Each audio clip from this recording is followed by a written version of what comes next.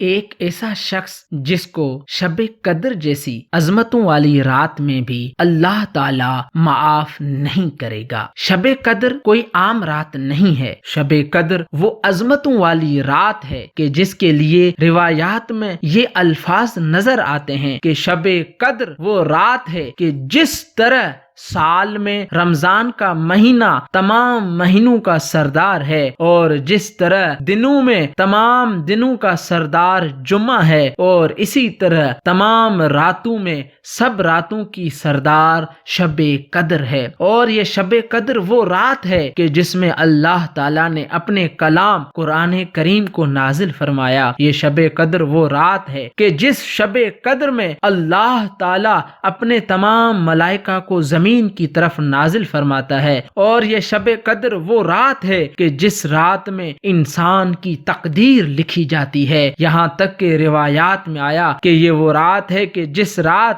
ہر وہ چیز جو انسان کے ساتھ اس سال میں ہونے والی ہوتی ہے، جیسے کہ رزق اور عمر اور اس کے علاوہ آفات و مصائب کے بارے میں اس رات میں لکھ دیا جاتا ہے۔ اور اللہ تعالیٰ اپنے بندوں میں سے لا تعداد بندوں کو اس شب قدر کی رات میں بخش دیتا ہے، لیکن اس انسان کو اللہ معاف نہیں کرے گا۔ آئیے جانتے ہیں کہ آخر اس کی وجہ کیا ہے۔ یہ روایت کتاب بحار الانوار جلد نمبر 94 اور صفحہ نمبر 36 میں موجود ہے۔ قال رسول اللہ صلی اللہ علیہ وآلہ کہ آپ صلی اللہ علیہ وآلہ وسلم نے فرمایا، فی اول یوم من شہر رمضان یغل المردۃ من الشیاطین، کہ جب ماہ مبارک رمضان آتا ہے تو اللہ تعالی اس بابرکت مہینے کے پہلے دن ہی تمام شیاطین کو بند کر دیتا ہے، قید کر دیتا ہے۔ وَيُغْفَرُ فِي كُلِّ لَيْلَةٍ 70 أَلْفًا، اور اللہ تعالی